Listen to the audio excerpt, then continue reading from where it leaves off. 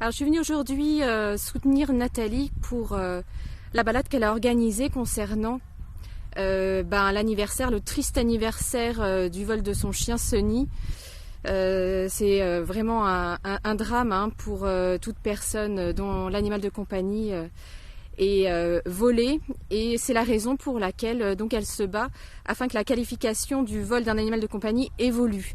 Alors aujourd'hui c'est un vol simple, l'animal au sens juridique est certes reconnu comme un être vivant doué de sensibilité, mais on lui applique le régime des biens.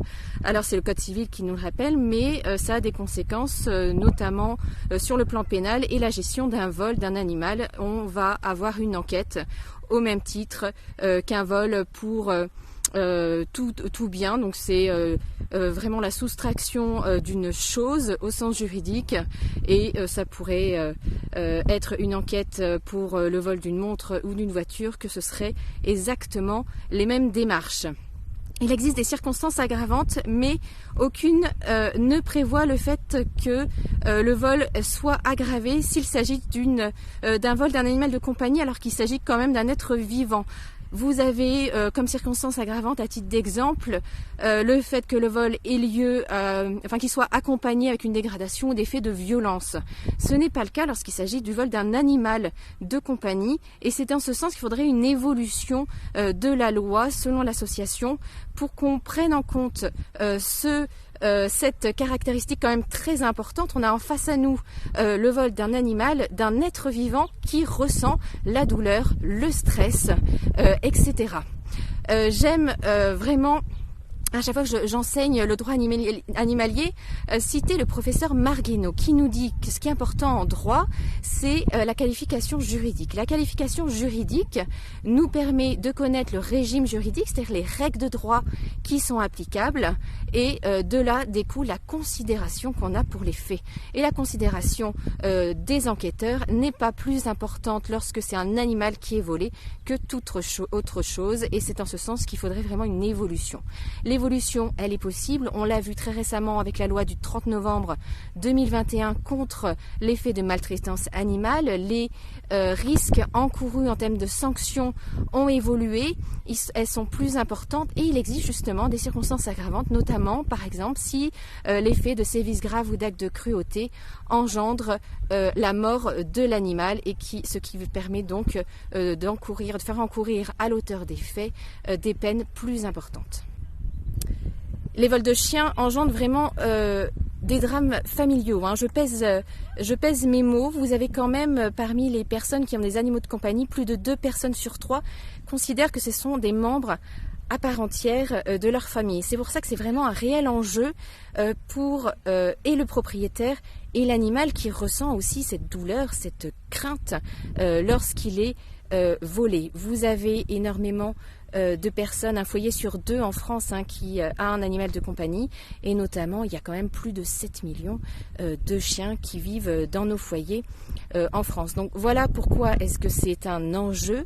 Le préjudice affectif, depuis de nombreuses années, depuis 1962, est reconnu par la jurisprudence civile, et il est temps qu'il y ait vraiment une prise en compte aussi de ce préjudice affectif par au niveau en tout cas pénal, et par la qualification de vol d'un animal de compagnie. Vous avez le préjudice affectif, comme je disais, du côté du propriétaire qui a perdu son animal, mais également il faut prendre en compte le fait que vous avez un être vivant qui ressent la peur, qui ressent la peine, qui se retrouve complètement isolé et dans des conditions qu'on peut sérieusement remettre en cause, puisqu'il est caché à des fins pour qu'il ne soit pas retrouvé.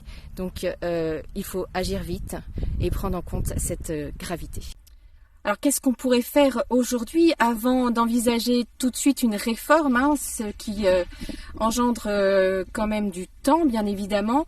C'est déjà sur le terrain agir vite. Les premières heures sont cruciales lorsque un chien est volé. Le propriétaire en est parfaitement conscient, et très vite il va porter plainte. En tout cas, il va en ce sens et il amène les éléments de preuve qu'il a en sa possession. Là, un numéro d'immatriculation, la description d'une personne, les noms et les coordonnées des témoins, etc. Donc le propriétaire, il est bien conscient, il faut agir vite. Le problème, c'est qu'il est souvent confronté à face à lui des personnes qui ne se rendent pas compte de la gravité de la situation. Trop souvent, j'entends des personnes me dire « Qu'est-ce que je fais ? On n'a pas voulu prendre ma plainte. » C'est absolument illégal. Il y a une obligation de la part des gendarmes et des policiers de prendre la plainte d'une victime et de lui donner un récépissé de cette plainte.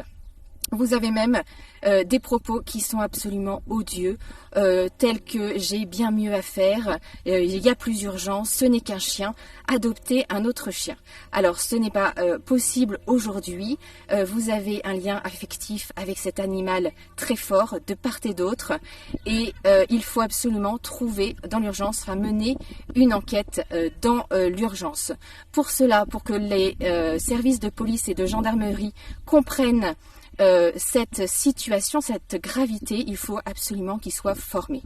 On nous a annoncé au début de l'année la création d'un référent dans chaque gendarmerie et dans chaque commissariat, un référent à la condition animale. Alors c'est une avancée qui est très positive, cependant elle est bien évidemment insuffisante au vu de l'ampleur de la tâche. Vous avez, alors déjà c'est surtout pour les faits de maltraitance animale, donc vous avez quand même plus de 10 000 cas qui sont déclarés chaque année ou qui engendrent des plaintes. Et vous avez également à cela s'ajoutent plus de 70 000 cas de vol d'animaux de compagnie. Un seul référent ne peut gérer convenablement l'ensemble de ces affaires et d'ailleurs encore aujourd'hui, alors vous avez déjà fort heureusement des services, des personnes dans les services de police et gendarmerie qui sont très sensibles à la cause et qui déjà gèrent ces affaires et il m'est déjà arrivé d'avoir des appels de gendarmes me demandant ce qu'ils devaient faire parce que justement cette personne qui habituellement gère ses affaires est en repos ou est partie en congé. Donc il faut vraiment généraliser ces formations qui existent déjà, qui sont proposées notamment par le parquet de Tulle pour lequel j'interviens et qui permettent à chacun qui est formé de prendre conscience de la gravité. Ensuite, vous avez plusieurs possibilités, vous avez de nombreuses idées qui sont développées, notamment, surtout, ce qui me semble également très important, c'est que l'ensemble des affaires soient regroupées au niveau national et non pas prises de manière isolée au cas par cas, ce qui permet justement de démanteler les affaires graves de vol de chiens de manière plus importante que de simples vols de manière individuelle. Et pourquoi pas, il pourrait être envisagé au niveau télévisuel ou sur les réseaux sociaux, quelques minutes à des heures d'audience importantes, de mettre les photos et les lieux de disparition des animaux pour justement attirer l'attention de tout à chacun sur l'importance de retrouver ces animaux qui constituent vraiment des personnes, des individus à part entière de la famille. C'est considéré comme tel par la majorité des propriétaires.